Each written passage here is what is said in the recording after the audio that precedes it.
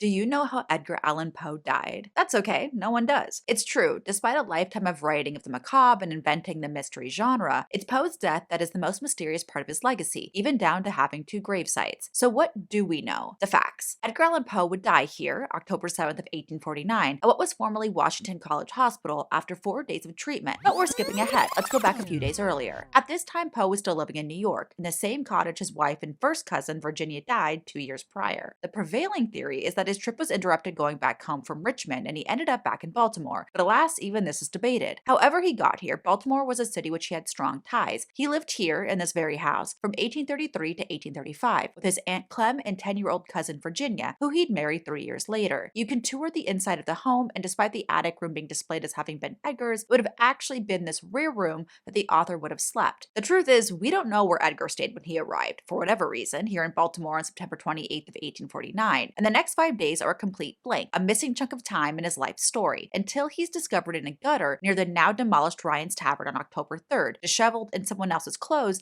and absolutely incoherent. There's a legend that says the last place Poe had a drink was here, at the Horse You Rode In On Tavern, one of the oldest taverns in the US, having been open since 1775, but there's no proof. So we end up back here at Washington College Hospital, where he was brought, originally being placed in the section of those dealing with intoxication. He was erratic, suffered a fever, and refused to drink water. He would end up dying on October 7th, and with his death certificate and medical records lost, his cause of death remains a mystery. Everything from rabies to congestion of the brain or even cooping, the act where someone is kidnapped, drugged, and forced to vote for a candidate multiple times, was blamed, the latter remaining a favorite amongst historians as he was found on election day. Then there's his multiple burials. Originally buried in a temporary, unmarked grave here in Westminster Burying Grounds, where so few attended that a sermon wasn't even read out. Almost 30 years later, after a fundraising campaign led by a school teacher, he was exhumed and placed in a new plot within the same graveyard, with a beautiful monument. Later, his wife Virginia and Aunt Clem would be exhumed and placed with him. And that's the mysterious death of Edgar Allan Poe, a tale so strange it could have been written by the man himself.